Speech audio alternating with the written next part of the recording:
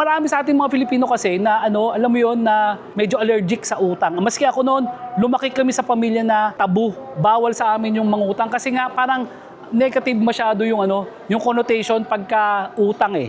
Pero ito yung natutunan ko sa 18 years, 16 years ko sa business. Actually, 16 years na ako sa gym business, pero matagal na ako sa business. More than 20 years na ako may business. Yung utang, dalawa yan. It's either pangit or maganda yan. Pangit yan kasi kung uutang ka, tapos yung utang mo is gagamitin mo lang for your personal consumption. Hindi katulad nung pangalawang klase ng utang na uutang ka pero make sure na yung iutang mo kikita ng pera. Kagaya ng ginagawa natin ngayon dito. Sobrang laki talaga ng Gym Republic na to.